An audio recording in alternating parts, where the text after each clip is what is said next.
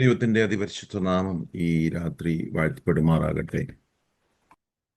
ഈ സൂം പ്ലാറ്റ്ഫോമിൽ ജോയിൻ ചെയ്തിരിക്കുന്ന എല്ലാ പ്രിയപ്പെട്ടവരെയും ഒരിക്കൽ കൂടെ കർത്താവ് യേശുക്രിസ്തുവിന്റെ നാമത്തിലുള്ള നിസ്തുല സ്നേഹവന്ദനത്തെ ഈ സമയം അറിയിക്കുന്നു. ഈ മീറ്റിംഗിൽ ജോയിൻ ചെയ്തിരിക്കുന്ന ബഹുമാനരായ എല്ലാ ദൈവദാസന്മാർ, കുടുംബങ്ങൾ, ലീഡ് ചെയ്യുന്ന കർത്താവിന്റെ ദാസൻ കുടുംബം, രാജ്യത്തിന്റെ വിവിധ ഭാഗങ്ങളിൽ നിന്ന് ജോയിൻ ചെയ്തിരിക്കുന്ന എല്ലാ പ്രിയപ്പെട്ടവരെയും കർത്താവ് യേശുക്രിസ്തു നാമത്തിൽ ഉള്ള വന്ദനവും സ്നേഹവും ഈ സമയത്ത് അറിയിക്കുന്നു. വിശേഷാൽ നമ്മുടെ ഫേസ് സിറ്റി ചർച്ചിന്റെ ഉപവാസത്തിന്റെ രണ്ടാമത്തെ ദിനമാണല്ലോ. ഇന്ന് രാത്രി നമുക്ക് ഒരുമിച്ച് പ്രകാരമായിരിക്കാനും കർത്താവിന്റെ വചനം പഠിക്കുവാനും ദൈവം നമ്മുടെ ജീവിതത്തിൽ ചെയ്ത അവസരങ്ങളെ ഓർത്ത് ദൈവത്തിന് സ്തോത്രം ചെയ്യുന്നു. തുടർന്ന് ഇന്ന് രാത്രി നമ്മൾ റോമാലേഖനം 3-ാം അധ്യായമാണ് ചിന്തിക്കുന്നത്.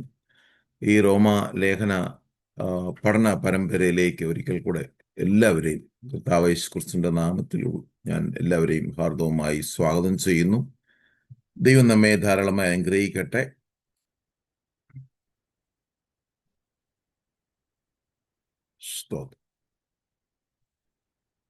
നമ്മൾ അതിൻ്റെ ഔട്ട്ലൈനൊക്കെ ചിന്തിച്ചതാണ്, അതുകൊണ്ട് അതിന് ആ ഭാഗങ്ങളിലേക്ക് പോകുന്നില്ല.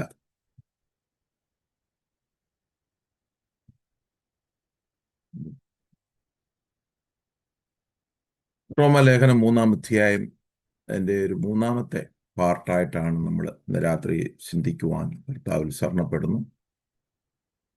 ഈ 3-ാമത്തെ അധ്യായം നമ്മൾ 3 പാർട്ടായിട്ടാണ് നമ്മളിതിനെ 3 ഭാഗങ്ങളായിട്ട് നമ്മൾ ചിന്തിക്കുന്നു.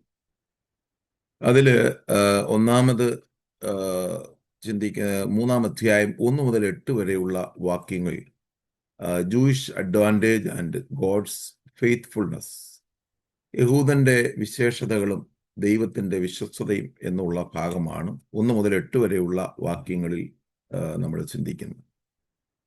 രണ്ടാമത് നമ്മൾ 3-ാം അധ്യായം 9 മുതൽ 20 വരെയുള്ള വാക്യങ്ങളിൽ നമ്മൾ പൗലോസ് അവിടെ എടുത്തു പറയുന്ന നോ വൺ ഈസ് റൈറ്റിയസ്, നീതിമാൻ ആരും ഇല്ല എന്ന് അവിടെ എടുത്തു പറയുന്നു. മൂന്നാമത് ഈ അധ്യായത്തിന്റെ അവസാന ഭാഗങ്ങളിൽ 21 മുതൽ 31 വരെയുള്ള വാക്യങ്ങൾ വായിക്കുമ്പോൾ ഗോഡ്സ് റൈറ്റിയസ്നെസ് ത്രൂ ഫെയ്ത്ത്, ദൈവത്തിന്റെ നീതി യേശു ക്രിസ്തുവിലുള്ള വിശ്വാസത്താൽ വെളിപ്പെട്ടു വന്നിരിക്കുന്നു എന്ന് പൗലോസ് ഇവിടെ തെളിയിച്ച് പറയുന്ന കാര്യമാണ് ഈ അധ്യായം മുഴുവൻ അടങ്ങിയിരിക്കുന്നത്. സ്തോത്രം. ഇതിൻ്റെ 2-ാം അധ്യായത്തിലോട്ട് നമ്മൾ വരുമ്പോൾ 3-ാം അധ്യായത്തോട്ട് വരുമ്പോൾ 1 മുതൽ 8 വരെയുള്ള വാക്യങ്ങൾ നമ്മൾ ചിന്തിക്കുമ്പോൾ അതിൻ്റെ നേരത്തെ തന്നെ 2-ാം അധ്യായത്തിൽ ഒരു മനുഷ്യനെ പൊതുവായിട്ട് പൗലോസ് ചിത്രീകരിക്കുന്നു. അവൻ്റെ അനീതിയെക്കുറിച്ച് പറയുന്നു, അവനിലെ പാവ സ്വഭാവത്തെക്കുറിച്ച് പറയുന്നു. പിന്നെ യഹൂദനെയും ന്യായപ്രമാണവും കൂടെ കമ്പയർ ചെയ്ത് അവിടെ പറയുന്നു. 2-ാം അധ്യായം നമ്മൾ കഴിഞ്ഞ പ്രാവശ്യം ചിന്തിച്ചു. എന്നാൽ 3-ാം അധ്യായത്തിലോട്ട് വരുമ്പോൾ ഒന്നുകൂടെ ഇവിടെ നീതിമാൻ ആരുമില്ല എന്ന് ഇതിൻ്റെ 1 മുതൽ 20 വരെയുള്ള വാക്യങ്ങൾ ആസ്പദമാക്കി പൗലോസ് തെളിയിക്കാൻ പോകുന്ന ഭാഗങ്ങളാണ്. അത് യഹൂദനെ കുറിച്ച് ഒന്നുകൂടെ വ്യക്തമായിട്ട് 3-ാം അധ്യായം 1-ാമത്തെ 1-2 വാക്യങ്ങളിൽ യഹൂദന്റെ പ്രത്യേകത എന്താണ്, അവന്റെ വിശേഷം, അവന് എന്താണ് അഡ്വാൻറ്റേജ്, അവന്റെ ബെനിഫിറ്റ് എന്താണ്, അതിനെക്കുറിച്ചാണ് ഇതിൻ്റെ 1-2 വാക്യങ്ങളിൽ നമ്മൾ കാണുന്നത്. 1-ാമത്തെ വാക്യത്തിൽ ചോദിക്കുന്ന പൗലോസ് യഹൂദൻ എന്ത് വിശേഷത, പരിച്ഛേദനയാൽ എന്തെങ്കിലും പ്രയോജനമുണ്ടോ? എന്നിട്ട് പറയുകയാണ് സകല വിധത്തിലും വളരെ ഉണ്ട്. അതിന് അടുത്ത വാക്യം പറയും, ഒന്നാമത് ദൈവത്തിന്റെ അരുളപ്പാടുകൾ അവരുടെ പക്കൽ സമർപ്പിച്ചിരിക്കുന്നത് തന്നെ. അപ്പൊ യഹൂദനെ നോക്കിക്കഴിഞ്ഞാൽ അവന്റെ ഒരു വിശേഷതയെക്കുറിച്ച് പറയുകയാണ്. അതിനെക്കുറിച്ച് പൗലോസ് പറയുമ്പോൾ ഞാൻ ആ ഒരു ഭാഗം ഈ റോമാലേഖനം 9-ാം അധ്യായം 4-5 വാക്യങ്ങളിൽ തന്നെ നമുക്ക് യഹൂദന്റെ പ്രത്യേകതകൾ എന്താണെന്ന് അവിടെ വ്യക്തമായിട്ട് പറയുന്നുണ്ട്. റോമാലേഖനം 9-ാം അധ്യായം 4-5 വാക്യങ്ങൾ നമുക്കൊന്ന് വായിക്കാം. അവർ ഇസ്രായേലിയർ തേജസ്സും നിയമങ്ങളും ന്യായപ്രമാണവും അവർക്ക് ലഭിച്ചിരിക്കുന്ന അവരുടെ പ്രത്യേകതകളെ കുറിച്ച് പറയുകയാണ്. അവരുടെ ദൈവത്തിന്റെ അരുളപ്പാടുകൾ അല്ലെങ്കിൽ ദൈവത്തിന്റെ ന്യായപ്രമാണം ലഭിച്ച പ്രത്യേകമായ ഒരു ജാതിയാണ് യഹൂദ അല്ലെങ്കിൽ ഇസ്രായേൽ വിഭാഗം എന്ന് പറയുന്നത്. അവർ പറയണം അവർക്കാണ് പുത്രത്വം, സ്തോത്രം. അവരെ ദൈവം തൻ്റെ സ്വന്തം ജനമായിട്ട് തിരഞ്ഞെടുത്ത് അവരെ വിളിച്ചുകൊണ്ട് അവർക്ക് ന്യായപ്രമാണം, മോശ മുഖാന്തരം ന്യായപ്രമാണം കൊടുത്തു, അവർക്ക് നിയമങ്ങൾ കൊടുത്തു, അവർക്ക് പ്രത്യേകമായ ആരാധന കൊടുത്തു, അവർക്ക് വാക്തത്വം കൊടുത്തു. അവർ മുഖാന്തരം, സന്തതി മുഖാന്തരം സകല വംശങ്ങളും ഭൂമിയെ അനുഗ്രഹിക്കപ്പെടും. അവർക്കാണ് വാക്തത്വമുള്ളത്, അവർക്കാണ് ആരാധനയുള്ളത്. അവരുടെ യഥാർത്ഥമായി ദൈവം പറഞ്ഞ യഥാർത്ഥ ആരാധന ഇസ്രായേലർക്കാണ് ദൈവം വാക്തത്വം ചെയ്തിരിക്കുന്നത്, കൊടുത്തിരിക്കുന്നത്. അടുത്ത ഭാഗം, പിതാക്കന്മാരും പിതാക്കന്മാർ, പ്രവാചകന്മാർ സകലരും അവർക്കുള്ളവരാണ്. അവർക്ക് ഒത്തിരി പറയാനുണ്ട്, അവർക്ക് ഒത്തിരി പുകഴുവാനുണ്ട്. ഒരു ജഡികമായ അല്ലെങ്കിൽ ഒരു പെരിഫറലായിട്ട് പറയുകയാണെങ്കിൽ യഹൂദന് ഒത്തിരി പ്രശംസിക്കാനുണ്ട്. അതാണ് അവന്റെ പ്രത്യേകിച്ച് യഹൂദന്റെ അഹങ്കാരം എന്ന് പറയുന്നത്. അതുകൊണ്ടാണ് അവർക്ക് ഇത്രയും ഒരു ഒരു ഒരു നിഗളം അല്ലെങ്കിൽ ഒരു ഗർവ് വരാനുള്ള കാരണം ഈ ഭാഗങ്ങൾ വായിക്കുമ്പോഴാണ് നമുക്കത് മനസ്സിലാകുന്നത്. ജഡപ്രകാരം ക്രിസ്തുവും അവരിൽ നിന്നല്ല ഉത്ഭവിച്ചത്. അപ്പൊ അവരൊരു ജഡപ്രകാരം നോക്കിക്കഴിഞ്ഞാൽ ദാവീദിന്റെ സന്തതി പരമ്പരയിൽ നിന്ന്, ഹല്ലേലൂയ, സ്തോത്രം, യേശു ക്രിസ്തുവും ജനിച്ചിരിക്കുന്നത് ഈ യഹൂദ പശ്ചാത്തലത്തിൽ നിന്നാണ്. അപ്പോൾ യേശു ക്രിസ്തു ജനിച്ചിരിക്കുന്നതും അവിടുന്ന് തന്നെയാണ്. അപ്പൊ അവർക്ക് അങ്ങനെയും പുകഴുവാനുണ്ട്. അടുത്തത്, അവൻ സർവ്വത്തിനും മീതെ ദൈവമായി എന്നേക്കും വാഴ്ത്തപ്പെട്ടു. അപ്പോൾ ഇതാണ് പൗലോസ് റോമാലേഖനം 9 അധ്യായത്തിൽ യഹൂദനെ പറ്റി പറയുന്നത്. നമ്മളിവിടെ നേരത്തെ ഒന്ന് വായിച്ചു എന്ന് മാത്രം. അപ്പൊ ഇവിടെ ദൈവത്തിന്റെ അരുളപ്പാട് ലഭിച്ച ഒരു വാക്തത്വം, പുത്രത്വം, നിയമങ്ങൾ, ആരാധന, ഇതെല്ലാം ലഭിച്ചവരാണ് യഹൂദന്മാർ. അവർക്ക് ഒരു വിശേഷതയുണ്ട്. എന്നിട്ട് പറയുകയാണ് 3-ാമത്തെ വാക്യത്തിൽ, ചിലർ വിശ്വസിച്ചില്ല എങ്കിൽ അവരുടെ അവിശ്വാസത്താൽ ദൈവത്തിന്റെ വിശ്വസ്തതയ്ക്ക് നീക്കം വരുമോ? ഒരു നാളുമില്ല.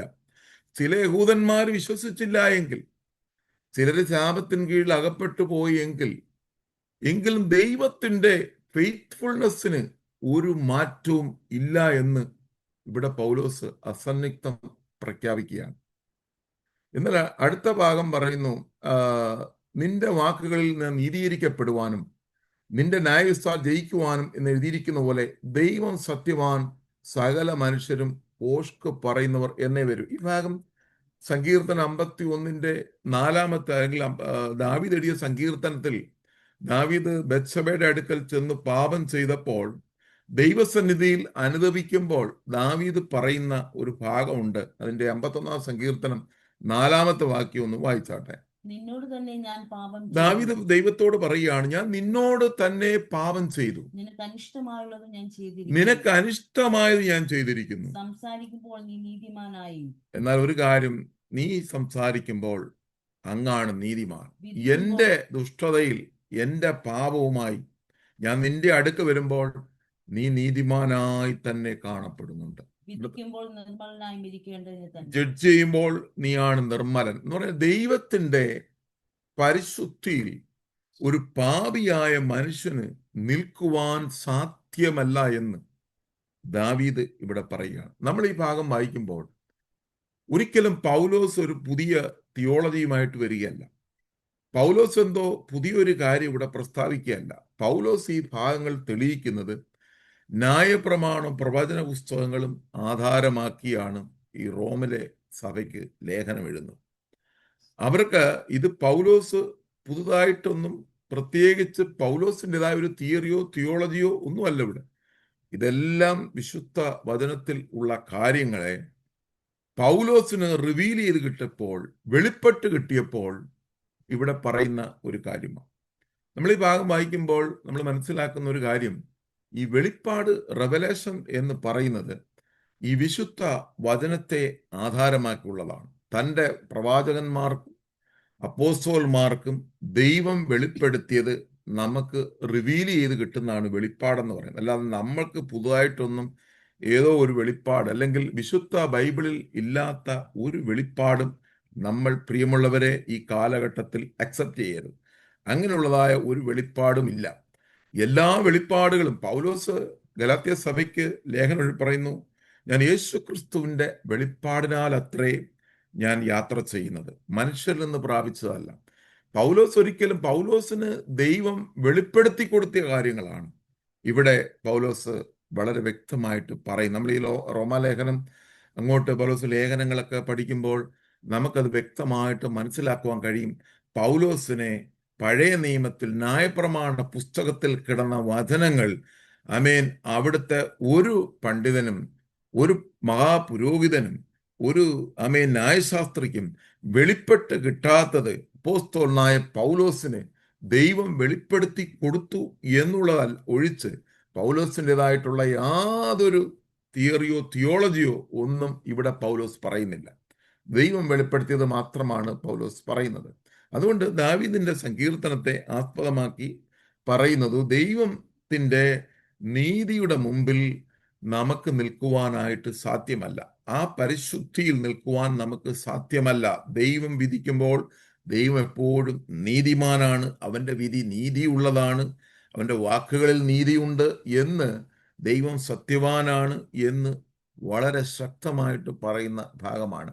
അടുത്ത വാക്യം, അതിൻ്റെ 5-ാമത്തെ വാക്യത്തിൽ പറയുന്നു, എന്നാൽ നമ്മുടെ അനീതി ദൈവത്തിൻ്റെ നീതിയെ പ്രസിദ്ധമാക്കുന്നു എങ്കിൽ നാം എന്തു പറയും? ശിക്ഷ നടത്തുന്ന ദൈവം നീതി ഇല്ലാത്തവൻ എന്നോ? ഞാൻ മനുഷ്യ രീതിയിൽ പറയുന്നു, ഒരു നാളുമല്ല. ഈ ഭാഗം നമ്മൾ വായിക്കുമ്പോൾ ഇവിടെ പൗലോസ് 2 ഭാഗങ്ങൾ വാദിക്കുന്നതായിട്ട് നമുക്ക് മനസ്സിലാക്കും.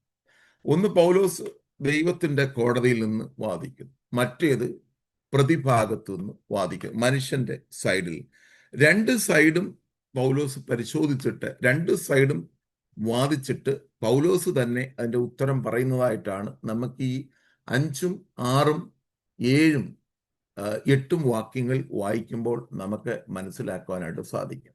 അവിടെ പറയുന്നത് ദൈവത്തിൻ്റെ അനീതി. അപ്പം നമ്മുടെ അനീതി, ദൈവത്തിൻ്റെ നീതി എന്ന് പറഞ്ഞാൽ നമ്മൾ പാപി ആയതുകൊണ്ടാണ് ദൈവം നീതിമാനായിരിക്കുന്നതെന്ന് മനുഷ്യന് സ്വാഭാവികമായിട്ടും ഒരു ചിന്ത വരാനുള്ള സാധ്യതയുണ്ട്.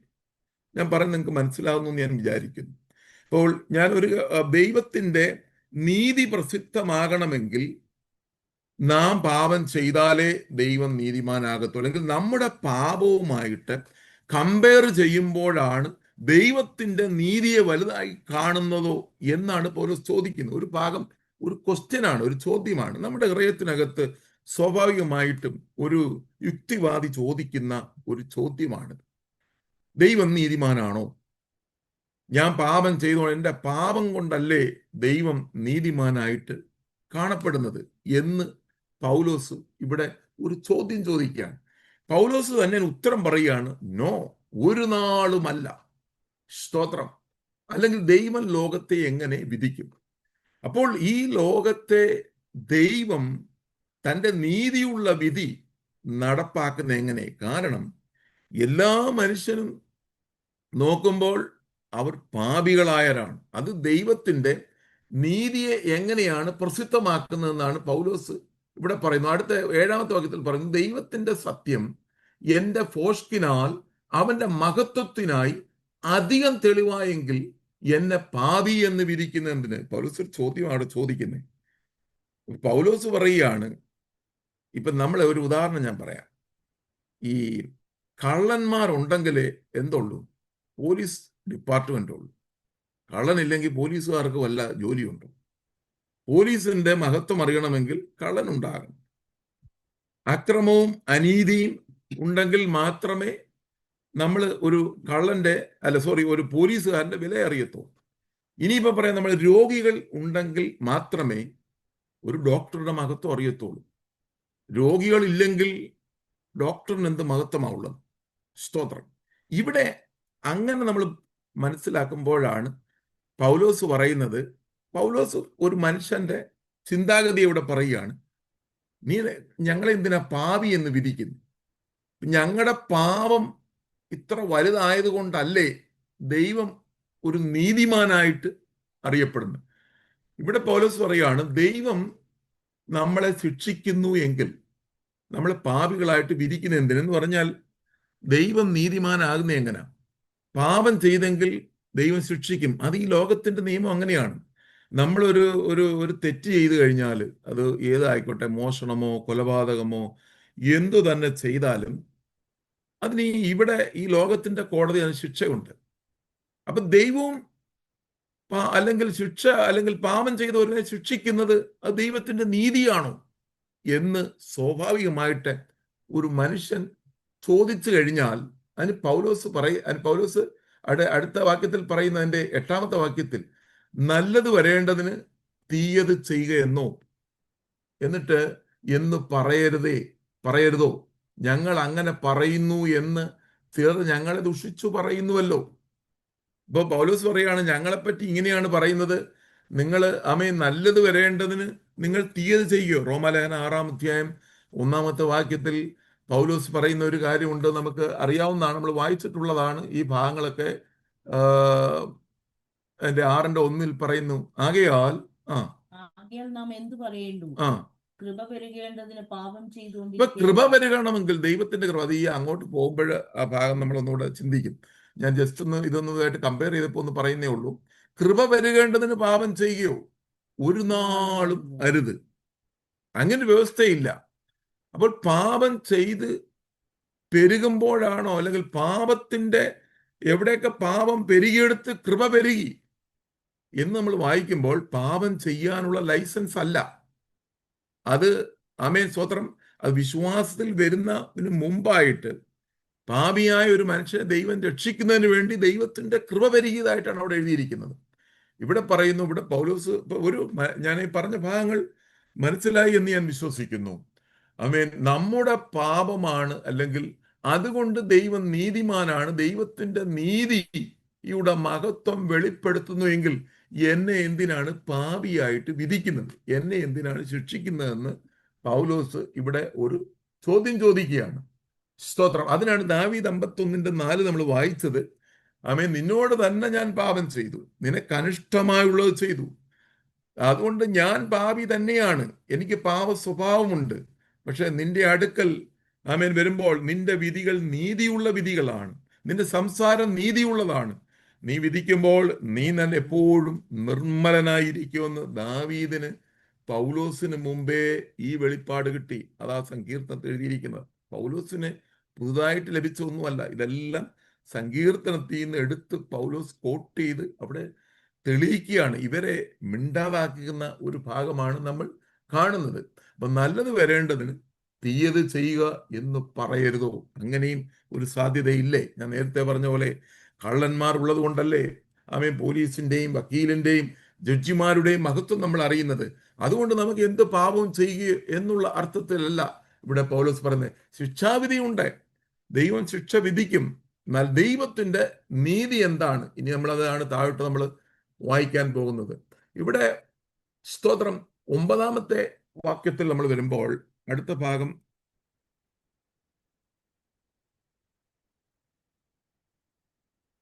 അതിന്റെ 9 മുതൽ 20 വരെയുള്ള വാക്യങ്ങളിലാണ് നോ വൺ ഈസ് റൈറ്റസ്, നീതിമാൻ ആരും ഇല്ല എന്ന് ഇവിടെ പറയുന്നു. നമ്മൾ നേരത്തെ പൗലോസ് ഓരോ വ്യക്തികളെയും എടുത്ത് തെളിയിച്ചുകൊണ്ടിരിക്കുകയാണ്.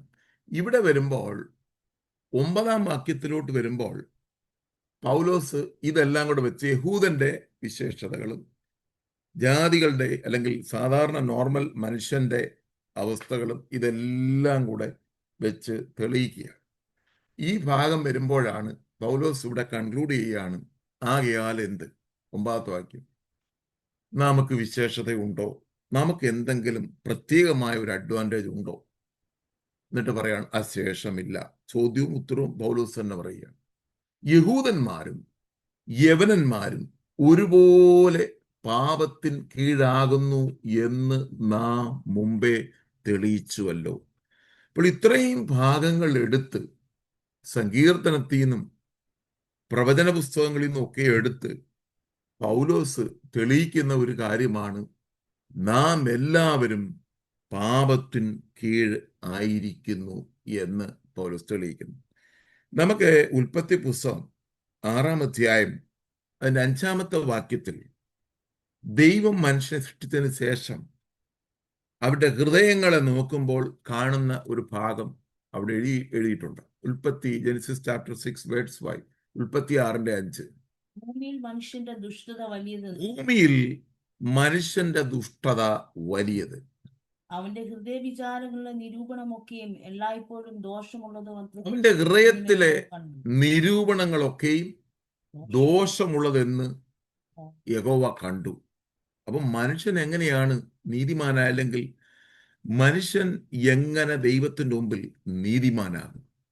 അവനെ ഏദൻ തോട്ടത്തിൽ നിന്ന് ആദാമിനെ പുറത്താക്കി പാപത്തിന്റെ സ്വഭാവം അവനിലേക്ക് വ്യാപരിച്ച ആ നാൾ മുതൽ, ദൈവത്തിന്റെ തേജസ് നഷ്ടപ്പെട്ട ആ നാൾ മുതൽ അവനിലെ ഹൃദയത്തിലെ നിരൂപണങ്ങൾ മുഴുവൻ ദോഷകരമായി എന്നാണ് ദൈവം കാണുന്നത്.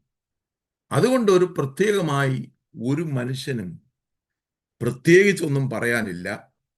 യഹൂദന് ന്യായപ്രമാണം കൊടുത്തു, അവന് വാക്തത്വം കൊടുത്തു, ആരാധന കൊടുത്തു. പക്ഷേ അതിൻ്റെ 2:17 മുതൽ 29 വരെയുള്ള വാക്യങ്ങളിൽ പൗലോസ് യഹൂദനെ പരസ്യമായി പച്ചയ്ക്ക് തെളിയിക്കുന്ന ഒരു ഭാഗവും കൂടെയാണ് അവിടെ ചിത്രീകരിച്ചിരിക്കുന്നത്. ഇതെല്ലാം കൂടെ വെച്ചിട്ടാണ് പൗലോസ് പറയുന്നത്, യവനനും യഹൂദനും എല്ലാം പാപത്തിന് കീഴിലാണ്. യഹൂദനോട് പറയുക, നീ അഹങ്കരിക്കാൻ നിനക്കൊന്നുമില്ല, നിനക്ക് ശരിയാണ്, എല്ലാം നിനക്ക് ലഭിച്ചു, എല്ലാം ലഭിച്ചു. പക്ഷേ നിന്റെ ഹൃദയം കപടമുള്ളതാണ്, വിഷമുള്ളതാണ്. അവിടെ ഈ 9-ാം വാക്യം അതിൻ്റെ റോമാലേഖനം 3-ാം അധ്യായം അതിന് താഴോട്ട് 11 മുതൽ ഉള്ള വാക്യങ്ങൾ വായിക്കുമ്പോൾ സങ്കീർത്തനം, ദാവീദ് എഴുതിയ സങ്കീർത്തന ഭാഗങ്ങൾ വെച്ചിട്ട് മനുഷ്യന്റെ ദോഷങ്ങളെ കുറിച്ച് പറയുന്ന ഒരു കാര്യമാണ്. ഇവിടെ എൻ്റെ 10-ാമത്തെ വാക്യത്തിൽ പറയുന്നു, നീതിമാൻ ആരുമില്ല, ഒരുത്തൻ പോലുമില്ല എന്ന് പൗലോസ് പറഞ്ഞിട്ട് ഒന്നുകൂടെ ഈ സങ്കീർത്തന ഭാഗങ്ങളെ ഇവിടെ മുമ്പിൽ അവതരിപ്പിക്കുന്നതാണ്. അതിൻ്റെ 11-ഉം 12-ഉം വാക്യങ്ങൾ, റോമാലേഖനം 11-ഉം 12-ഉം വാക്യങ്ങൾ സങ്കീർത്തനം 14-ാം അധ്യായം അതിൻ്റെ 1 മുതൽ 3 വരെയുള്ള വാക്യങ്ങളാണ് അവിടെ കോട്ട് ചെയ്തിട്ട് പറയുന്നത്. അവിടെ പറയുന്നത്, ഗ്രഹിക്കുന്നവനില്ല, ദൈവത്തെ അന്വേഷിക്കുന്നവനുമില്ല, എല്ലാവരും വഴിതെറ്റി ഒരുപോലെ കൊള്ളരാത്തവരായി തീർന്നു, നന്മ ചെയ്യുന്നവനുമില്ല, ഒരുത്തൻ പോലുമില്ല. അത് നമ്മൾ സങ്കീർത്തനം 14-ന്റെ 1 മുതൽ 3 വരെയുള്ള ഭാഗങ്ങളാണ് അവിടെ കോട്ട് ചെയ്തിരിക്കുന്നത്. നമ്മളത് വായിക്കുന്നില്ല. ആ ഭാഗം സങ്കീർത്തനം നിങ്ങൾ പിന്നെ വായിച്ചാൽ മതിയാകും. ഇവിടെ പറയുന്നത്, എല്ലാവരും വഴിതെറ്റി ഒരുപോലെ കൊള്ളാത്തവരായി തീർന്നു, ഗ്രഹിക്കുന്നവനില്ല, ദൈവത്തെ അന്വേഷിക്കുന്നുമില്ല. യഥാർത്ഥത്തിൽ നമ്മൾ ദൈവത്തെ അന്വേഷിക്കുന്നില്ല എന്നുള്ളതാണ് ഒരു സത്യം. ഞാൻ ആ ഭാഗം ചിന്തിച്ച ഒരു കാര്യം എൻ്റെ മനസ്സിൽ പരിശുദ്ധാത്മാവ് ഓർപ്പിച്ച ഒരു കാര്യം ഇതാണ്. ഈ അപ്പോസ്തലപ്രവൃത്തി 10-ാം നമ്മൾ പഠിച്ചപ്പോൾ കൊർന്നല്യൂസ് എന്ന് പറയുന്ന ശതാധിപനെ പറ്റി നമ്മൾ പഠിച്ചു. ഇറ്റലി പട്ടാളത്തിൽ അദ്ദേഹം ഒരു പുറജാതിക്കാരനായിരുന്നു, നമുക്കറിയാം. എന്നാൽ അദ്ദേഹം ദൈവത്തെ അന്വേഷിക്കുന്ന ഒരു വ്യക്തിയായിരുന്നു. കാരണം അദ്ദേഹത്തിന് അറിയുന്നില്ല, അദ്ദേഹം ഈ അദൃശ്യനായ ദൈവത്തെ ഫോളോ ചെയ്തു എന്നുള്ളതാണ് ആ ഭാഗത്ത് മനസ്സിലാക്കുന്നത്. ഈ കാലഘട്ടത്തിലും ഒരുപക്ഷെ യേശുക്രിസ്തുവിന്റെ സുവിശേഷം കേൾക്കാത്ത വ്യക്തികൾ തന്നെയാണെങ്കിൽ ഞാൻ വിചാരിക്കുന്നു, ഞാൻ മനസ്സിലാക്കുന്നത്, ദൈവത്തെ വാസ്തവമായിട്ട് അന്വേഷിച്ചാൽ അവരുടെ അടുക്കലേക്ക് ദൈവദാസന്മാരെ ദൈവം അയക്കും. കാരണം അവരെ രക്ഷപ്പെടുത്തണം. കാരണം അവരെ രക്ഷിക്കുവാനായിട്ട് ഒറ്റ വഴിയുള്ളൂ, യേശുക്രിസ്തു എന്ന ഏക വഴി. ഈ കാലഘട്ടം, ഈ കൃപായുഗത്തിൽ ദൈവം എല്ലാ മനുഷ്യനെയും രക്ഷിക്കുവാൻ ആഗ്രഹിക്കുന്നു. അതിനുവേണ്ടി നമ്മൾ ഈ ഭാഗങ്ങൾ താഴ്ത്ത് വായിക്കാൻ മനസ്സിലാവുള്ളൂ. യേശുക്രിസ്തു എന്ന ഒറ്റ വഴി മാത്രമേ നമ്മുടെ മുമ്പിലുള്ളൂ. അപ്പൊ കൊർന്നല്യോസ് ദൈവസന്നിധിയിൽ പ്രാർത്ഥിക്കുന്നവനായിരുന്നു, ദാനധർമ്മങ്ങൾ ചെയ്യുന്നവനായിരുന്നു. ആ പ്രാർത്ഥന ദൈവസന്നിധിയിൽ എത്തുകയും ചെയ്തു. അപ്പോൾ ഇവിടെ നമ്മൾ 1-ാം അധ്യായം പഠിച്ചപ്പോൾ ദൈവത്തെ അന്വേഷിക്കുന്നവരില്ല എന്നാണ് നമ്മൾ കണ്ടത്. അതാണ് ഈ ഉൽപ്പത്തി 6:5 പറയുന്നത്, മനുഷ്യന്റെ നിരൂപണങ്ങൾ ദോഷമുള്ളതായി, അവർ അവരുടെ വിവേകമില്ലാത്ത ഹൃദയം ഇരുണ്ടുപോയി, അവരുടെ നിരൂപണങ്ങൾ വ്യർത്ഥമായി മാറി എന്ന് പറഞ്ഞാൽ ദൈവത്തെ അവർ വാസ്തവമായി അന്വേഷിച്ചില്ല. ഈ അദൃശ്യനായ ദൈവത്തിന്റെ മഹത്വത്തെ ഓർക്കുകയോ അംഗീകരിക്കുകയോ നന്ദി പറയുകയോ ചെയ്യാതെ അവർ വിഗ്രഹങ്ങളെ ഉണ്ടാക്കി ദൈവത്തെ മാനുഷികമായ മനുഷ്യനെ, പക്ഷി, ഇഴജാതി, നാൽക്കാലി ഇവയുടെ സാദൃശ്യമാക്കി അതിനെ ആരാധിച്ചത് കൊണ്ടാണ് മനുഷ്യന്റെ നിരൂപണങ്ങൾ ദോഷമുള്ളതായി കണ്ടു എന്ന് അവിടെ പറയുന്നത്. അതുകൊണ്ട് ഈ കാലഘട്ടത്തിലും ദൈവത്തെ അന്വേഷിക്കുന്ന മനുഷ്യനുണ്ടെങ്കിൽ അവരുടെ അടുത്തേക്ക് ദൈവം തൻ്റെ ഭക്തന്മാരെ അയച്ച് അവരെ രക്ഷിക്കാനുള്ള എല്ലാ വഴികളും ഈ കാലഘട്ടത്തിൽ ദൈവം ചെയ്യുന്നു.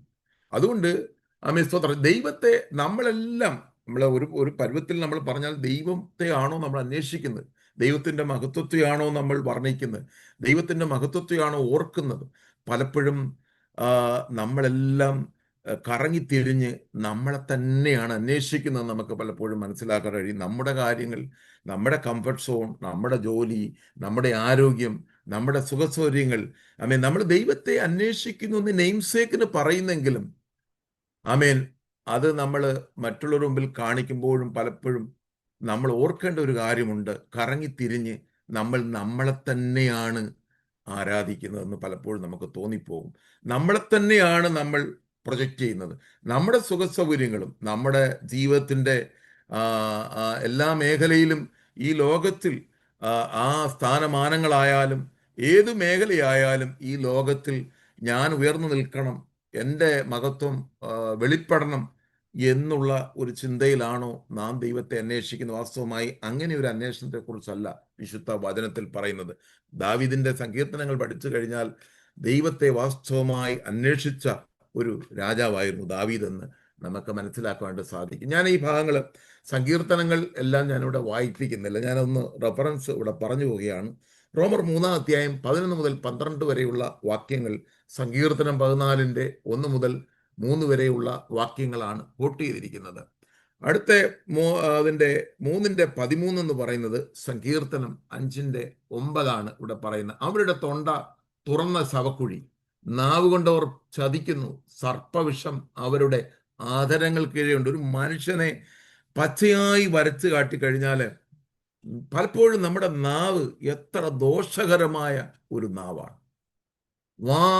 നമ്മുടെ എന്താ പറയുന്നത്, ഇവിടെ എഴുതിയിരിക്കുന്നത് തൊണ്ട തുറന്ന ശവക്കുഴി, നാവ് കൊണ്ട് അവർ ചതിക്കുന്നു, സർപ്പവിഷം അവരുടെ ആദരങ്ങൾക്ക് കീഴെയുണ്ട്. പലപ്പോഴും നമ്മൾ ഈ പാമ്പ് അല്ലെങ്കിൽ അത് കൊത്തിയാലാണ് മനുഷ്യൻ മരിക്കുന്നത്. ഇവിടെ ആ വിഷം അകത്തി എന്നാൽ മരിക്കുന്നു. എന്നാൽ പലപ്പോഴും നമ്മുടെ നാവുകൾ നമ്മൾ ഉപയോഗിച്ചു കഴിഞ്ഞാൽ ഒരു മനുഷ്യനെ നമുക്ക് ഇല്ലായ്മ ചെയ്യുവാനായിട്ട് കഴിയും, ഒരു മനുഷ്യനെ നശിപ്പിക്കുവാൻ നമുക്ക് കഴിയും. ലോകത്തിലെ നമ്മൾ പൊളിറ്റിക്സ് പരിശോധിച്ചാൽ, രാഷ്ട്രത്തലവന്മാരെയും രാഷ്ട്രീയ കാര്യങ്ങളും ഒക്കെ ശ്രദ്ധിച്ചു കഴിഞ്ഞാൽ യുദ്ധത്തിലേക്കും ഒക്കെ നയിക്കുന്നത് അവരുടെ നാവുകളാണ്. അവരുടെ നാവുകൾ നോക്കിയേ, മറ്റൊരാളെ തകർത്തു കളയുന്ന നാവുകളാണ്. ഏത് രാജാക്കന്മാരായാലും അധികാരത്തിൽ ഇരിക്കുന്നവരെയൊക്കെയും ഇല്ലായ്മ ചെയ്തിട്ടുള്ളത് അവരുടെ നാവുകളാണ്. അപ്പോൾ നാവുകൾ വളരെ ദോഷമാണ്. അത് എല്ലാ ഇടങ്ങളിലും വ്യാപരിച്ചുകൊണ്ടിരിക്കുന്നതെന്നാണ്. ഏത് മനുഷ്യനെയും, ഏത് പവർഫുൾ ആയിട്ടുള്ള ഈ ലോകത്തിൻ്റെ ഏത് ഉന്നതനായാലും അവനെ നശിപ്പിക്കുവാൻ ഒരാളുടെ നാവിന് കഴിയും. അത്ര പോയിസൺ ഈ നാക്കിലുണ്ടെന്ന് സങ്കീർത്തനം ആസ്പദമാക്കി പൗലോസ് പറയുകയാണ്. കാരണം ഒരു മനുഷ്യൻ നീതിമാനല്ല. നീതി എന്ന് പറയുന്ന സാധനം ഒരു മനുഷ്യന്റെ ശരീരത്തിലോ ഹോർമോണുകളിലോ ഒന്നും പ്രകടമല്ല എന്ന് ഇവിടെ വ്യക്തമായി പറയുന്നു. അതിൻ്റെ 3-ന്റെ 14 മുതൽ 17 വരെയുള്ള വാക്യങ്ങൾ, സങ്കീർത്തനം 10-ാം അധ്യായം 7 മുതൽ 9 വരെയുള്ള വാക്യങ്ങളാണ് ഇവിടെ കോട്ട് ചെയ്തിരിക്കുന്നത്. ഞാനത് വായിക്കുന്നില്ല. നമുക്കറിയാം ഒരു മനുഷ്യന്റെ, അതിൻ്റെ 14, അവരുടെ വായിൽ കയ്പ് നിറഞ്ഞിരിക്കുന്നു, ശാപവും കയ്പും നിറഞ്ഞിരിക്കുന്നു. ഈ യാക്കോബ് ലേഖനം പറയുന്നുണ്ട്, ഒരേ വായിൽ നിന്ന് നിങ്ങൾക്ക് എന്ത്, നിങ്ങളുടെ യാക്കോബിന്റെ ലേഖനം 3-ാം അധ്യായം 2-ാം അധ്യായമാണോ, ശാപവും അങ്ങനെ ഒന്ന് വായിച്ചാട്ടെ. യാക്കോബ് 3-ന്റെ അതിൻ്റെ 8 മുതൽ 10 വരെയുള്ള വാക്യങ്ങൾ വേഗത്തിലൊന്ന് വായിക്കാമോ? നാവിനെയോ മനുഷ്യർക്കാർക്കും മെരുക്കാവുന്നല്ല, അതടങ്ങാത്ത ദോഷം, മരണകരമായ വിഷം നിറഞ്ഞതാണ്. ഒരാളെയും കത്തി കൊണ്ട് കൊല്ലണ്ട, നമ്മൾ ഒന്നും ചെയ്യണ്ട, തോക്കുകൊണ്ട് വെടിവെച്ച് കൊല്ലണ്ട, തോക്കൊണ്ടുവന്നിരുന്ന അവിടെ വെച്ച് മരിച്ചെങ്കിലും പോയി. ഇത് ജീവിച്ചിരിക്കുമ്പോൾ തന്നെ അവരെ കൊല്ലുന്ന തരത്തിലുള്ള നാവ് അത്ര വിഷമാണെന്നാണ് ഇവിടെ എഴുതിയിരിക്കുന്നത്. ആ 9-ാമത്തെ വാക്യം. അതിനാൽ നാം കർത്താവും പിതാവുമായ എന്നിട്ട് ഈ നാവ് കൊണ്ട് തന്നെ യാക്കോബ് അവരോട് പറയുകയാണ്, ഹല്ലേലൂയ, സ്തോത്രം. ചിതറിപ്പാർക്കുന്ന 12 ഗോത്രങ്ങൾക്ക് ലേഖനം എഴുതുമ്പോൾ യാക്കോബ് പറയുകയാണ്, നിങ്ങൾ ഈ നാക്കുകൊണ്ട് തന്നെയാണ് കർത്താവിനെ സ്തുതിക്കുന്നത്. ദൈവത്തിന്റെ സാദൃശ്യത്തിൽ ഉണ്ടായ മനുഷ്യരെ അതിനാൽ ശപിക്കുന്നു. ആ സ്തുതിക്കുകയും ചെയ്യും, ശപിക്കുകയും ചെയ്യും. അടുത്ത ഭാഗം. ഒരു വായിൽ നിന്ന് തന്നെ സ്തോത്രവും സ്തോത്രവും ശാപവും ശാപവും പുറപ്പെടുന്നു. പലപ്പോഴും നമ്മുടെ ജീവിതത്തിൽ ഇത് സംഭവിക്കുവാൻ പാടില്ല. കാരണം നമ്മൾ യേശുവിന്റെ രക്തത്താൽ നീതീകരിക്കപ്പെട്ടവരാണ്. നമ്മുടെ നാവ് കൊണ്ട് ഒരാളെ കൊല്ലുന്നു, ഇതേ നാവ് കൊണ്ട് തന്നെ ദൈവത്തെ നമ്മൾ സ്തുതിക്കുകയും സ്തോത്രം ചെയ്യുകയും ചെയ്യുന്നുണ്ട്. അതേ നാവ് കൊണ്ട് മറ്റൊരാളെ ശപിക്കുന്നു. അപ്പൊ അവിടെ അടുത്ത ഭാഗം യാക്കോബ് പറയുന്നത് ഇങ്ങനെയാണ്, കയ്പും ഒരു ഉറവിൽ നിന്ന്, ഒരു ഉറവയുടെ ഒരേ ദ്വാരത്തിൽ നിന്ന് മധുരവും കയ്പുള്ള വെള്ളവും പുറപ്പെടുമോ? അങ്ങനെ പുറപ്പെടുമോ എന്നാണ് ചോദ്യം. അടുത്ത വാക്യം. സഹോദരന്മാരെ, ഓക്കെ, ഞാൻ ആ ഭാഗം വായിക്കുന്നില്ല, സമയത്തിന്റെ പരിമിതി മൂലം മടങ്ങി വരുന്നു. ഇവിടെ ഈ ഭാഗങ്ങളൊക്കെ ഇവിടെ തെളിയിക്കുന്നു. അതിന്റെ 14 മുതൽ 17 വരെയുള്ള വാക്യങ്ങൾ അവരുടെ കാൽ രക്തം ചൊരിയുന്നു. നമ്മൾ സങ്കീർത്തനം 10-ാം അധ്യായം 7 മുതൽ 9 വരെയുള്ള വാക്യങ്ങളാണ് ഇവിടെ കൂട്ടിയിരിക്കുന്നത്. അവരുടെ കാൽ രക്തം ചൊരിയുവാൻ ബന്ധപ്പെടുന്നു. നാശവും അരിഷ്ടതയും അവരുടെ വഴികളുണ്ട്. നമ്മളീ പറയുന്നേ, നമ്മൾ നീതീകരിക്കപ്പെട്ടവരെന്ന് പറയുന്ന ആൾക്കാർ തന്നെ നമ്മുടെ ഈ സഭകളിൽ എന്താണ് ആൾക്കാർ കാണിച്ചു കൂട്ടുന്നത്? കഴിഞ്ഞ ദിവസം ഒരു വീഡിയോ ഞാൻ കണ്ടു. ഇവിടെ പറയുന്നതിൽ കുഴപ്പമില്ല, ഈ ഭാഗം ചിന്തിക്കുമ്പോൾ കർത്തൃമേശ അവിടെ ഇരിക്കുമ്പോൾ തന്നെ അടിയും ഇടിയും വഴക്കും കൂടുകയാണ്. സ്തോത്രം. കർത്തൃമേശ ഇരിക്കുന്നു, കർത്തൃമേശ എടുക്കാൻ പോകുന്നു, പക്ഷേ അവിടെ ഒരു സൈഡില് അവർ തമ്മിൽ തല്ലുന്നു. നമ്മൾ യേശുവിന്റെ നീതീകരിക്കപ്പെട്ടവരുടെ അവസ്ഥകൾ ഇതാണ്. ഇത് മനുഷ്യന്റെ പച്ചയായിട്ടുള്ള സ്വഭാവങ്ങളെ, ഈ സങ്കീർത്തനമൊന്നും വേണ്ട, ഇപ്പോഴത്തെ കാലഘട്ടം തന്നെ നമ്മളത് പൂർണ്ണമായി തെളിയിക്കുകയാണ്. ഞാൻ ഭാഗങ്ങളിലേക്ക് കടക്കുന്നില്ല, സമയത്തിന്റെ പരിമിതി മൂലം. നമുക്ക് വേഗത്തിൽ പോകാം. അതിന്റെ 18-ാമത്തെ, അവർ സമാധാന മാർഗം അവർ അറിഞ്ഞിട്ടില്ല, അവരുടെ ദൃഷ്ടിയിൽ ദൈവ ഭയമില്ല എന്ന് എഴുതി. ഇതിന്റെ എല്ലാം റൂട്ട് ദൈവഭയം നഷ്ടപ്പെട്ടു പോയെന്നുള്ളതാണ്. എന്നാൽ നമ്മുടെ തലമുറകളെ ദൈവഭയത്തിൽ വളർത്തുക, എങ്കിൽ മാത്രമേ നമുക്ക് ഈ പെട്ടകം അടുത്ത തലമുറയ്ക്ക് കൈമാറാനായിട്ട് പറ്റത്തുള്ളൂ. നമ്മുടെ അടുത്ത ജനറേഷനെ, അടുത്ത തലമുറയെ നമുക്ക് ദൈവഭയത്തിൽ, ദൈവത്തോടെ റെവറൻസിൽ നമ്മൾ വളർത്തിയില്ല എങ്കിൽ നമ്മുടെ തലമുറകൾ ദൈവഭയമില്ലാത്തവരായി വന്നാൽ ഈ മനുഷ്യന്റെ പ്രാകൃത സ്വഭാവങ്ങൾ വെളിപ്പെടുത്തുന്നവരായി തീരും എന്ന് നമുക്ക് ഇവിടെ കാണുവാനായിട്ട് കഴിയും. അവരുടെ ദൃഷ്ടി ദൈവഭയമില്ല. 18-ാമത്തെ വാക്യം ഇവിടെ കോട്ട് സങ്കീർത്തനം 36-ന്റെ 1-ാമത്തെ വാക്യം എടുത്തിട്ടാണ്. പൗലോസ് ഒരിക്കലും പുതുതായിട്ടൊന്നും ഇവിടെ പറയുന്നില്ല. ഇതെല്ലാം സങ്കീർത്തന ഭാഗങ്ങളിൽ കൂടെ ദാവീദിന്റെ സങ്കീർത്തനം എടുത്തു വെച്ചിട്ടാണ് പൗലോസ് ഇതെല്ലാം തെളിയിക്കുന്നത്. അവരുടെ ദൃഷ്ടി ദൈവഭയമില്ല എന്നിങ്ങനെ എഴുതിയിരിക്കുന്നുവല്ലോ. അടുത്ത 19-ാമത്തെ വാക്യം, ന്യായപ്രമാണം പറയുന്നതെല്ലാം എല്ലാം ന്യായപ്രമാണത്തിന് കീഴുള്ളവരോട് പ്രസ്താവിക്കുന്നെന്ന് നാം അറിയുന്നു.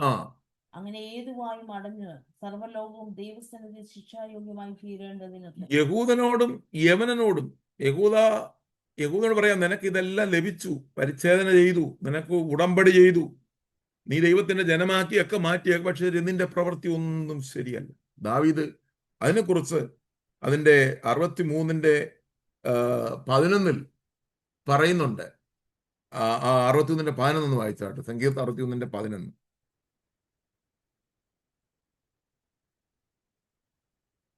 Psalms chapter 63 verse 11. എന്നാൽ രാജാവ് ദൈവത്തിൽ സന്തോഷിക്കും, അവന്റെ നാമത്തിൽ സത്യം ചെയ്യുന്നവനെല്ലാം പുകഴും. എങ്കിലും ഭോഷ്ക് പറയുന്നവരുടെ വായ് അടഞ്ഞു പോകും. ഭോഷ്ക് പറയുന്നവർ വായ അടയും. കാര്യം ദൈവത്തിന്റെ കോർട്ടിൽ ചെല്ലുമ്പോൾ എല്ലാവരുടെയും വായ അടഞ്ഞു പോകും. എല്ലാ മനുഷ്യന്റെയും ഒരു വിധത്തിലും ദൈവത്തിന്റെ സന്നിധിയിൽ നമുക്ക് സ്വയമായി നീതീകരിക്കപ്പെടുവാൻ കഴിയില്ല എന്ന് പൗലോസ് കൂടെ തെളിയിക്കുക. ദൈവത്തിന്റെ കോർട്ടിൽ ബീമാ സീറ്റിൽ ചെല്ലുമ്പോൾ നമുക്കൊരിക്കലും നമ്മുടേതായ യാതൊന്നും പറഞ്ഞ് നമുക്കവിടെ ഒരു നീതി, നമ്മുടേതായ ഒരു നീതി സ്ഥാപിക്കുവാൻ കഴിയുകയില്ല എന്ന് പൗലോസ് ഇവിടെ തെളിയിക്കുക. പ്രിയമുള്ളവരെ, ഈ ഭാഗം വായിക്കുമ്പോൾ നമ്മെ ദൈവം വിളിച്ചിരിക്കുന്നത് യേശു ക്രിസ്തുവിന്റെ നീതി നമ്മളിൽ വെളിപ്പെടുകയും കർത്താവ് ഉദ്ദേശിക്കുന്ന സൽപ്രവർത്തികൾ ചെയ്യുവാനായിട്ടാണ് ദൈവം നമ്മെ വിളിച്ചിരിക്കുന്നത്. അതൊക്കെ ശരിയാണ്. നമ്മളെ ഏത് പ്രവൃത്തിയും, നമ്മൾ ചെയ്യുന്ന, നമ്മൾ കൊടുക്കുന്ന, നമ്മൾ പ്രസംഗിക്കുന്ന, നമ്മൾ ഇടപെടുന്ന എല്ലാ കാര്യങ്ങളിലും ദൈവനീതി നമ്മുടെ ഉള്ളിൽ കൂടെ, നമ്മളിലൂടെ വെളിപ്പെടുവാൻ ദൈവം ആഗ്രഹിക്കുന്നു. അത് യേശു ക്രിസ്തുവിന്റെ നീതിയായി തന്നെ വെളിപ്പെടുവാൻ ദൈവം നമ്മെക്കുറിച്ച് ആഗ്രഹിക്കുന്നു. മനുഷ്യന്റെ, നമ്മുടേതായിട്ടുള്ള ഒരു നീതിയും അത് നമ്മളിൽ നിന്ന് വരാൻ പാടില്ല. നമ്മൾ നീതിമാനല്ലാത്തത് കൊണ്ട് നമ്മൾ എന്ത് ചെയ്താലും, ഒരു ദൈവത്തിന്റെ പൈതൽ, പുതിയ നിയമസഭയിലെ പുതിയ നിയമസഭയുടെ ഭാഗമായിരിക്കുന്ന പ്രിയപ്പെട്ടവരെ, നാം എന്ത് ചെയ്താലും അത് യേശു ക്രിസ്തു എന്നിലൂടെ ചെയ്യുന്ന ദൈവിക നീതിയായി മാത്രമേ അത് കാണാവൂ. നമ്മളൊന്നും പുകഴുവാനോ മറ്റുടയിൽ പ്രശംസിക്കാനോ, നമ്മുടെ ജഡത്തിന്റെ ബൂസ്റ്റിങ്ങിന് വേണ്ടിയോ പ്രശംസയ്ക്ക് വേണ്ടിയോ ഒന്നും ചെയ്യുവാൻ നമുക്ക് കഴിയത്തില്ല. നമ്മൾ എന്തെങ്കിലുമൊക്കെ ചെയ്യുന്നുണ്ടെങ്കിൽ, ദൈവരാജ്യത്തിനു വേണ്ടി നമ്മൾ എന്തെങ്കിലും ചെയ്യുന്നുണ്ടെങ്കിൽ, നമ്മുടെ നീതിയല്ല, അത് കർത്താവിന്റെ നീതിയായി തന്നെ വെളിപ്പെടണം. ഒരു വിധത്തിലും നമ്മൾ എവിടെ കർത്താവിന്റെ ജഡ്ജ്മെന്റിന്റെ മുമ്പിൽ കോർട്ട് നിൽക്കുമ്പോൾ, ഏതുമായി ലോകത്തിലെ സകല മനുഷ്യരും, ആദാമിന്റെ തലമുറ മുതൽ കർത്താവിന്റെ രണ്ടാമത്തെ വരവ് വരെയുള്ള സകല മനുഷ്യനും അവന്റെ വായ് ദൈവസന്നിധിയിൽ അടഞ്ഞു പോകുമെന്ന് തന്നെയാണ് ഇവിടെ തെളിയിക്കുന്നത്. നമ്മൾ ഇനി ഈ ഭാഗം, ഞാൻ മൂന്നാമത്തെ പാട്ടിലേക്ക് വരുമ്പോൾ, ദൈവത്തിന്റെ നീതി, യേശു ക്രിസ്തുള്ള വിശ്വാസം, ഗോഡ്സ് റൈച്ചസ്നെസ് ത്രൂ ഫെയ്ത്ത്, യേശു ക്രിസ്തുവിന്റെ ഉള്ള വിശ്വാസത്താൽ മാത്രമേ ഒരു മനുഷ്യൻ നീതീകരിക്കപ്പെടുകയുള്ളൂ എന്ന് ഇവിടെ ശക്തമായി പൗലോസ് പറയുന്ന ഭാഗങ്ങളാണ് 21 മുതൽ 31 വരെയുള്ള വാക്യങ്ങൾ നമ്മൾ വായിക്കുന്നത്. സ്തോത്രം. അതുകൊണ്ട് ഈ ഭാഗങ്ങൾ നമ്മൾ ഒന്ന് വായിച്ചു തന്നെ പോകാം. വളരെ ഏറ്റവും ഇമ്പോർട്ടൻ്റ് ആയിട്ടുള്ള ഒരു ഭാഗമാണ്. ഇപ്പോഴോ, ഇത്രയെല്ലാം പൗലോസ് പറഞ്ഞിട്ട് പറയുകയാണ്, ഇപ്പോഴോ ദൈവത്തിന്റെ നീതി വിശ്വസിക്കുന്ന എല്ലാവർക്കും യേശു ക്രിസ്തുവിന്റെ വിശ്വാസാലുള്ള ദൈവനീതി തന്നെ ന്യായപ്രമാണം കൂടാതെ വെളിപ്പെട്ടിരിക്കുന്നു. ഇനി ന്യായപ്രമാണം കൂടാതെ ഇത് വെളിപ്പെട്ടിരിക്കുന്നു. അതിന് ന്യായപ്രമാണവും പ്രവാചകന്മാരും സാക്ഷ്യം പറയുന്നു. ഇതിനെക്കുറിച്ച് തന്നെ യെശയ്യാ പ്രവാചകൻ നേരത്തെ പറഞ്ഞിട്ടുണ്ട്, ദൈവത്തിന്റെ നീതിയെക്കുറിച്ച്. നമുക്ക് അതൊന്ന് വായിച്ചു. യെശയ്യാ പ്രവാചകന്റെ പുസ്തകം 46-ന്റെ 13-ാമത്തെ വാക്യം നമുക്കൊന്ന് വായിക്കാം. യെശയ്യാവ് 46-ന്റെ 13. ഞാൻ എന്റെ നീതിയെ അടുത്തു വരുത്തിയിരിക്കുന്നു. ഞാൻ എന്റെ നീതിയെ, അവിടെ യേശു ക്രിസ്തുവിനെ കുറിച്ചുള്ള മുഴുവൻ ജനന മരണ എല്ലാ കാര്യങ്ങളും, മരണവും 1000 ആണ്ട് വാഴ്ചയും നിത്യതയും എല്ലാം ഈ കർത്താവിനെ കുറിച്ചുള്ള എല്ലാ കാര്യങ്ങളും യെശയ്യാ പ്രവാചകൻ വെളിപ്പെടുത്തിയതായിട്ട് നമുക്ക് ആ പ്രവചന പുസ്തകം പഠിക്കും മനസ്സിലാക്കുവാനായിട്ട് കഴിയും. അവിടെ പറയുന്ന ഒരു കാര്യമാണ്, അത് കർത്താവിന്റെ വരവ് അടുത്തിരിക്കുന്നു, അല്ലെങ്കിൽ കർത്താവിന്റെ ജനനം അടുത്തിരിക്കുന്നു, അതിനെ ആസ്പദമാക്കിയാണ് ഈ യെശയ്യാവ് മുൻകൂട്ടി പ്രവചിക്കുന്നത്. യെശയ്യാവ് 40-41 വായിച്ചാട്ടെ. ഞാൻ എന്റെ നീതിയെ അടുത്തു വരുത്തിയിരിക്കുന്നു, അത് ദൂരമായിരിക്കുന്നില്ല, എന്റെ രക്ഷ താമസിക്കുകയില്ല, ഞാൻ സിയോൻ രക്ഷയും ഇസ്രായേൽ മഹത്വവും നൽകും. അവിടെ നമ്മൾ ദൈവത്തിന്റെ നീതി യേശു ക്രിസ്തു മുഖാന്തരം നടപ്പാക്കാൻ പോകുന്നു എന്ന് പ്രവാചകൻ മുഖാന്തരം അവിടെ സാക്ഷ്യം പറയുന്നത്. അതാ പൗലോസ് പറഞ്ഞേ, ന്യായപ്രമാണവും പ്രവാചകന്മാരും എല്ലാം ഇതിനെക്കുറിച്ച് വ്യക്തമായ സാക്ഷ്യം പറയണം. നമ്മൾ ഉൽപ്പത്തി മുതൽ മലാക്കി വരെയുള്ള പുസ്തകങ്ങൾ മുഴുവൻ വായിച്ചു കഴിഞ്ഞാൽ ദൈവത്തിന്റെ നീതിയെക്കുറിച്ച് നമുക്ക് മനസ്സിലാക്കുവാനായിട്ട് കഴിയും. ദൈവം എങ്ങനെയാണ് ഇനി ഇടപെടാൻ പോകുന്നത് അത് പറയുന്നത്. ഇവിടെ ഇനി ന്യായപ്രമാണത്തിന്റെ ഒരു കാര്യങ്ങൾ ചെയ്താലും നമ്മൾ നീതിമാന്മാരാകെ ഇല്ല. യേശു ക്രിസ്തുവിലുള്ള വിശ്വാസത്താൽ മാത്രമേ ഒരു മനുഷ്യൻ നീതീകരിക്കപ്പെടുകയുള്ളൂ എന്ന് പൗലോസ് ഇവിടെ പറയുന്നു. ഒരു വ്യത്യാസവുമില്ല. എല്ലാവരും പാപം ചെയ്ത് ദൈവത്തെ ഇല്ലാത്തവരായി തീർന്നു. നമുക്കറിയാം, ആദാം പാപം ചെയ്ത് യേശു നഷ്ടപ്പെടുത്തി. അന്നു മുതൽ ദൈവത്തിന്റെ തേജസ് നഷ്ടപ്പെട്ടവരായി സകല മനുഷ്യരും മാറി എന്നുള്ളതാണ് ഇവിടെ കാണുന്നത്. എല്ലാവരും, ഒരു വ്യത്യാസവുമില്ല. യഹൂദനോ യവനനോ ആരും ആയിക്കൊള്ളട്ടെ, അവനൊരു വ്യത്യാസവുമില്ല. എല്ലാ മനുഷ്യനും പാപം ചെയ്തു ദൈവത്തെ യേശു നഷ്ടപ്പെടുത്തി. അതുകൊണ്ട് ആമേൻ അതിന്റെ പറയുന്നു, അവന്റെ കൃപയാൽ ക്രിസ്തുയേശുവിലെ വീണ്ടെടുപ്പ് മൂലം സൗജന്യമായത്രേ നീതീകരിക്കപ്പെടുന്നത്. ഈ മനുഷ്യനെ, ഇവിടെയാണ് ദൈവത്തിന്റെ നീതി വരുന്നത്. നേരത്തെ നമ്മൾ പൗലോസ് ചിന്തിക്കുന്നു, എന്റെ പാപമാണ് ദൈവത്തിന്റെ നീതിയുടെ മഹത്വം വെളിപ്പെടുന്നത്. അതുകൊണ്ട് ദൈവം എന്നെ ശിക്ഷിക്കുന്നുവെങ്കിൽ ദൈവത്തിന് എന്തെങ്കിലും നീതിയുണ്ടോ? ഞാൻ പാപിയായതുകൊണ്ടാണല്ലോ ദൈവം എന്നെ ശിക്ഷിക്കുന്നത്. അത് ഈ ലോകത്തിന്റെ നിയമം അങ്ങനെ തന്നെയാണല്ലോ, തെറ്റ് ചെയ്യുമ്പോൾ ശിക്ഷിക്കപ്പെടും. അപ്പോൾ ദൈവം നീതിമാനാണോ? എന്നാൽ ഇവിടെയാണ് പറയുന്നത് ദൈവം നീതിമാനാണ്. അതിന്റെ എങ്ങനെയാണ്? അതിന്റെ 25-ാമത്തെ 25-ഉം 26-ഉം വാക്യങ്ങളൊന്ന് വായിച്ചിട്ട് വരാം. വിശ്വസിക്കുന്നവർക്ക്, യേശു ക്രിസ്തുവിനെ വിശ്വസിക്കുന്നവർക്ക് അവൻ തന്റെ രക്തം മൂലം പ്രായശ്ചിത്തമാകുവാൻ ദൈവം അവനെ പരസ്യമായി നിർത്തിയിരിക്കുന്നു. ദൈവം തന്റെ പൊറുമയിൽ മുൻകഴിഞ്ഞ പാവങ്ങളെ ശിക്ഷിക്കാതെ വിടുക നിമിത്തം തന്റെ നീതിയെ പ്രദർശിപ്പാൻ താൻ നീതിമാനും യേശുവിൽ വിശ്വസിക്കുന്നവനെ നീതീകരിക്കുന്നവനുമായി ആകേണ്ടതിന് ഇക്കാലത്തിന്റെ നീതിയെ പ്രദർശിപ്പിക്കുവാൻ തന്നെ. അപ്പൊ നേരത്തെയുള്ള ചോദ്യത്തിന്റെ ഉത്തരമാണ് ഇവിടെ പൗലോസ് വെളിപ്പെടുത്തുന്നത്. ഇതാണ് ദൈവത്തിന്റെ നീതി. ദൈവത്തിന്റെ നീതി അനുസരിച്ച് ഒരു മനുഷ്യൻ ശിക്ഷിക്കപ്പെടണം. പക്ഷേ ദൈവം ആ മനുഷ്യനെ ശിക്ഷിക്കാതെ പണിഷ്മെന്റിൽ നിന്ന് രക്ഷപ്പെടുത്തുവാൻ ആഗ്രഹിക്കുന്നു. അതിനൊരൊറ്റ വഴി യേശു ക്രിസ്തുവാണ്. തൻ്റെ പുത്രനെ നമുക്ക് വേണം. ഈ ഭാഗം നമുക്കെല്ലാവർക്കും അറിയാം. വിശ്വാസത്തിലായിരിക്കും നമുക്കെല്ലാം ഈ ഭാഗങ്ങളെക്കുറിച്ച് നല്ല ധാരണയുണ്ട്.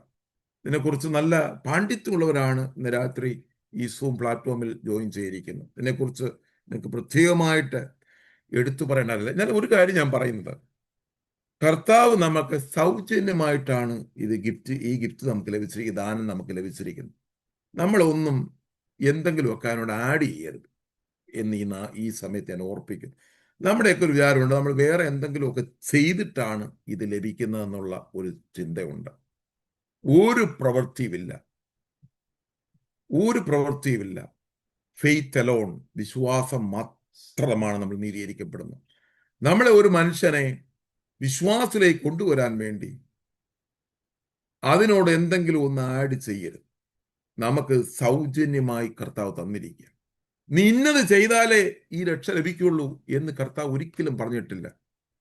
ഫെയ്ത്താണ്. നമ്മളെ പുതിയ നിയമം പഠിച്ചാൽ അപ്പോസ്തലപ്രവൃത്തി നമ്മൾ സ്റ്റഡി ചെയ്തപ്പോൾ അവിടെ അവരോടൊന്നും പറഞ്ഞില്ല ഇന്ന ചെയ്തിട്ട് ആ രക്ഷ അല്ല. അവരെ രക്ഷിക്കപ്പെട്ടതിന് ശേഷം ഇന്ന കാര്യങ്ങളിൽ നിന്ന് അവർ ഒഴിഞ്ഞിരിക്കാനായിട്ട് അവരോട് പറയുന്നുണ്ട്, ജാതികളോട്. ഒരിക്കലും ഇതിനോടൊന്നും ആഡ് ചെയ്യരുത്. യഹൂദൻ അവന്റെ കഷ്ടമനുസരിച്ച് അവൻ പരിച്ഛേദന കൂടെ ചെയ്തിട്ടാണ് സ്ഥാനപ്പെടുത്തിയത്. അവൻ ന്യായപ്രമാണത്തിന്റെ ആ ലോ അവനത് ഫോളോ ചെയ്തു പോരും. എന്നാൽ നമ്മെ സംബന്ധിച്ചോളം നമ്മൾ യഹൂദന്മാരല്ല, നമ്മൾ പുറജ വിജാതീയരാണ്.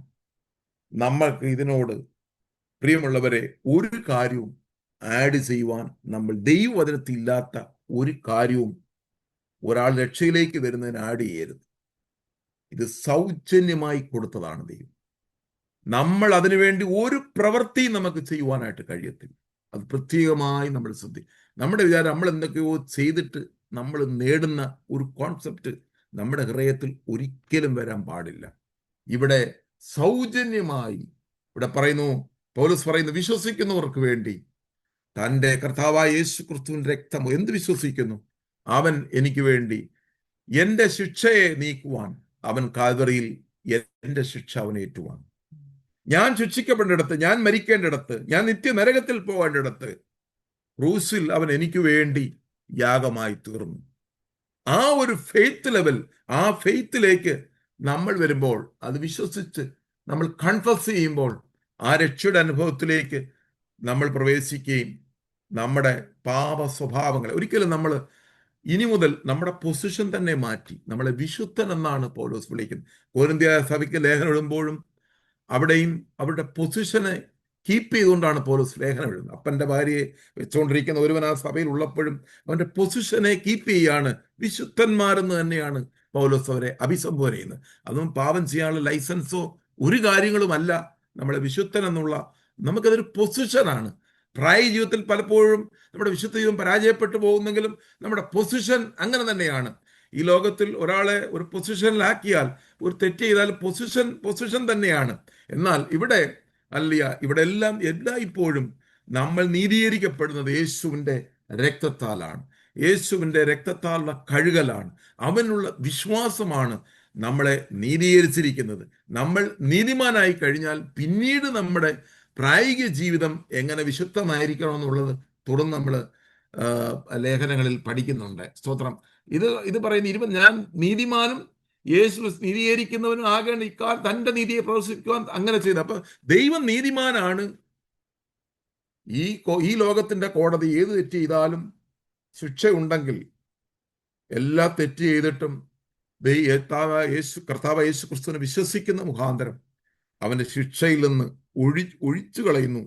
അവന്റെ മുൻകാല പാപങ്ങളെ ദൈവം ഓർക്കുന്നില്ല. അവന്റെ കഴിഞ്ഞ നാളുകളിലെ ഒരു പാപത്തെയും ദൈവം ഓർക്കുന്നില്ല എന്ന് ഈ ഭാഗങ്ങൾ കൂടെ ദൈവം തെളിയിക്കുകയാണ്. അതാണ് പൗലോസ് ഇവിടെ പ്രത്യേകമായിട്ട് പറയുന്നത്. 27-ാമത്തെ വാക്യം, ആകയാൽ പ്രശംസ എന്തെങ്കിലും ഉണ്ടോ, എന്തെങ്കിലും പറയാനുണ്ടോ, എന്തെങ്കിലും പുകഴുവാനുണ്ടോ, അത് പോയി. ഏതു മാർഗത്തിലോ, കർമ്മമാർഗത്താലോ? നോ, വിശ്വാസ മാർഗത്താൽ അത്രേ. അങ്ങനെ മനുഷ്യൻ ന്യായപ്രമാണത്തിന്റെ പ്രവൃത്തി കൂടാതെ വിശ്വാസത്താൽ തന്നെ നീതീകരിക്കപ്പെടുന്നു എന്ന് നാം അനുമാനിക്കുന്നു. നമ്മളീ ഒരു വാക്യം കർത്താവ് പറഞ്ഞൊരു കാര്യം നമ്മൾ പ്രത്യേകമായിട്ട് മത്തായിയുടെ സുവിശേഷം 5-ാം അധ്യായം 17-ാമത്തെ വാക്യത്തിൽ ഒരു കാര്യം പ്രത്യേകമായി തൻ്റെ ഗിരിപ്രഭാഷണത്തിൽ പറയുന്ന ഒരു കാര്യമുണ്ട്. അതൊന്നും നമ്മൾ ജസ്റ്റ് ഒന്ന് വായിച്ച് കൊണ്ട് വാക്കോട് വായിച്ചിട്ട് ഞാൻ അവസാനിപ്പിക്കുവാൻ കർത്താവ് സാറിനും പ്രാപിക്കുന്നു. ഞാൻ ന്യായപ്രമാണത്തെയോ പ്രവാചകന്മാരെയോ നീക്കേണ്ടതിന് വന്നു എന്ന് നിങ്ങൾ ഒരിക്കലും നിരൂപിക്കരുത്. പിന്നെ എന്തിനാ വന്ന്?